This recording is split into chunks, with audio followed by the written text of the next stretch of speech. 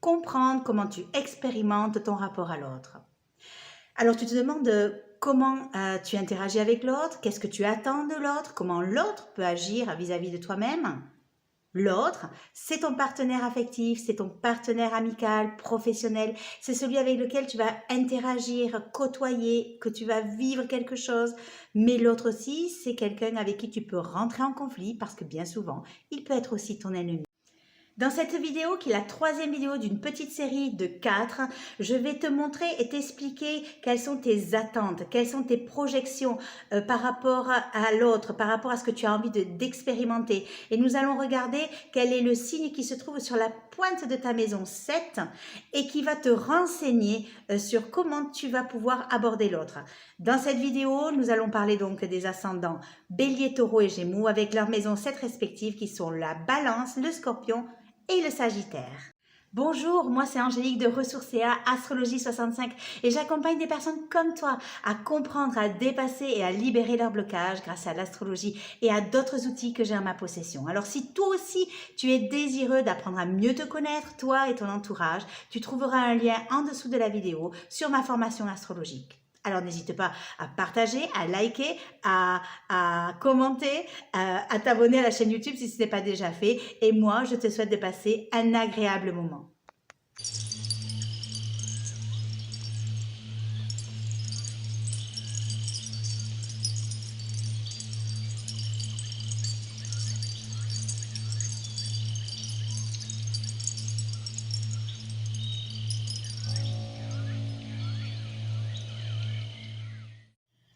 Alors en astrologie, l'autre est représenté par la maison 7. Et c'est le signe sur la pointe de cette maison qui va te renseigner sur tes attentes relationnelles avec l'autre. Cette maison 7 te renseigne donc sur le partenaire affectif, sur ton union, ton mariage, mais aussi sur l'associé, qu'il soit professionnel ou non, le client ou celui avec qui tu montes une affaire, avec qui tu échanges, et ce, de façon égalitaire. C'est aussi l'adversaire lorsque la relation tourne mal et qu'il s'ensuit des disputes, des conflits, des divorces et toute forme de procès. Donc tu as bien compris que cette maison nous procure autant de bonnes choses que de choses difficiles. Apprendre à te connaître à travers ton ascendant, c'est bien, mais si tu ne sais pas comment tu interagis avec l'autre, en cherchant à comprendre le signe opposé à ton ascendant, tu restes incomplet ou incomplète. Si tu as ta maison 7 en balance, tu donnes priorité au rapport avec les autres avant de penser à ton ego. Maîtrisé par Vénus, il y a chez toi une séduction naturelle, voire même une certaine compassion. Tu peux être vif, spontané, audacieux par le bélier, mais tu peux également te chercher dans le regard de l'autre ou dans l'adhésion des autres par la balance. À toi de savoir quel est le côté qui remporte chez toi, l'impulsivité, l'égoïsme ou l'importance d'autrui. Ce qui peut te rendre aux yeux des autres soit versatile, soit instable. Tu peux rencontrer des partenaires dans une approche tout en douceur ou tomber sur des partenaires qui se laissent approcher de cette façon-là. Les domaines du mariage, de l'union, des associations sont très importants pour toi et tu aimes qu'on recherche ta présence comme tu peux aimer développer tes relations par manque de sécurité ou par manque de ta propre identité. Tu peux craquer pour tout ce qui est charmant, mais tu as horreur des conflits. S'il en existe, tu vas préférer retrouver ta liberté plutôt que de subir des tiraillements. Si la balance domine au profit du bélier, tu peux même oublier tes propres besoins au détriment de l'autre et maintenir coûte que coûte le lien.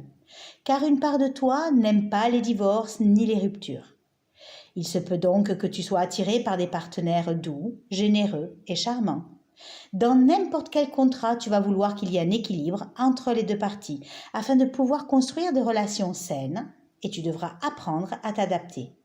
Parfois, tu peux te faire marcher sur les pieds et parfois, il te faudra trancher.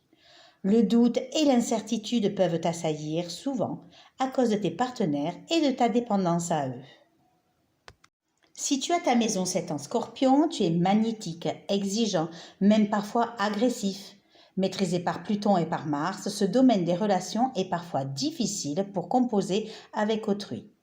Pourtant, ton ascendant Taureau te donne un air enjoué, cordial et bon vivant. Les rapports peuvent buter sur la possession, voire la jalousie. Le rapport avec les autres risque donc de ne pas se vivre sur le mode tranquille.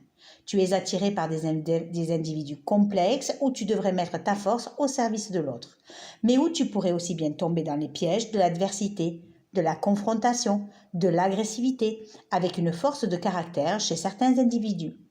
Tu peux avoir l'impression de donner beaucoup et que les autres te pompent, mais tu seras enclin à vivre des relations passionnantes, voire passionnelles, où les rapports peuvent se changer en rapports de force. C'est donc dans cette maison que tu vas devoir te remettre en cause et accepter que tout doit mourir, changer, sous l'influence des partenaires. C'est les autres qui engageront la voie de la transformation, qui s'imposera donc à toi avec force, parfois avec violence.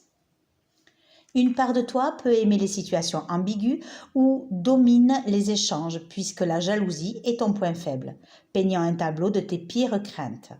Tu attires à toi des personnes aussi bien étranges qu'extraordinaires, ton approche est réceptive mais aussi brutale avec le sexe qui peut être placé au centre de ta relation, ce qui peut te faire attirer des partenaires ambigus, voire immoraux. Tu préfères les relations à rebondissement avec des drames plutôt que des relations classiques et les femmes peuvent être brutales en rayant d'un trait l'autre au point où il n'existe plus. Tu t'investis à fond dans la relation et tu attends que l'autre te rende l'appareil. Même ta relation avec l'argent a une connotation de contrôle sur autrui. Tu ne promets pas le calme ni la stabilité, mais au contraire l'expérience et la transformation. Les rapports de force peuvent conduire à toute forme de perversion et cette position indique une grande part de risque venant des autres, car tout seul, tu es dans des énergies taureaux, alors qu'avec les autres, tu t'embourbes dans des situations complexes où tu as du mal à rompre. Il existe une part de violence, qu'elle soit chez toi ou chez l'autre, et le principal défi sera de canaliser cette force, de trouver tes limites pour que tu puisses renaître de tes cendres. Si tu as ta maison 7 en Sagittaire, il se peut que tu dénotes une grande curiosité pour autrui. Maîtrisé par Jupiter, tu peux avoir une certaine aisance dans tes contacts et la capacité de régner sur ton entourage. Tu n'aimes pas la solitude et ton rapport avec les autres te donne une occasion d'apprendre, autant sur un plan spirituel que sur un plan humain. Contact d'ailleurs que tu rechercheras notamment avec ton ascendant Gémeaux. Mais que de fierté dans cet ascendant Sagittaire, c'est comme si tu partais à la conquête de l'autre. Tu ne négliges ni tes amis, ni tes associés, ni ton conjoint, tu y mets même de la foi et beaucoup de persuasion. Tu peux te montrer susceptible et toute atteinte à ton amour-propre et à tes capacités relationnelles peuvent faire très mal. Tu recherches quelqu'un de très différent, soit quelqu'un de flamboyant, hors du commun, hors d'atteinte. Comme tu peux rencontrer un étranger ou une étrangère, quelqu'un qui n'est pas issu de ton milieu. À moins que tu sois attiré par des partenaires bons vivants et bons seigneurs, ou que tu sublimes tes relations humaines en tendant vers la perfection et en cherchant à te rapprocher de Dieu dans les yeux de ton prochain.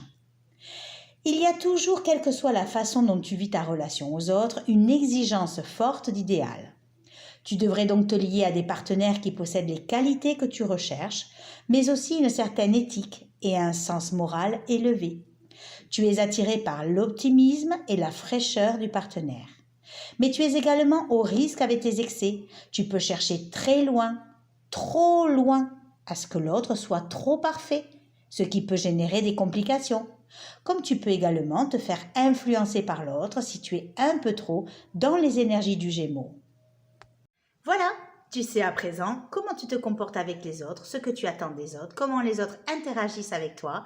Et sache que bien souvent, tu vas aller chercher chez l'autre ce qui te fait défaut, ce qui te manque pour arriver à équilibrer ton être intérieur. Alors bien sûr, dans ma formation, j'explique tout cela, entre autres bien évidemment, et j'explique aussi pourquoi il est intéressant d'équilibrer ton ascendant et ton descendant. J'espère que cette petite vidéo t'a plu et je t'invite à me laisser un commentaire en me disant quel est le signe qui se trouve sur la pointe de ta maison 7, si tu te reconnais dans ce mini portrait et comment tu vis ton rapport à l'autre. Alors n'oublie pas de liker, de partager, d'aimer, de quoi d'ailleurs, de t'abonner à la chaîne YouTube si ce n'est pas déjà fait.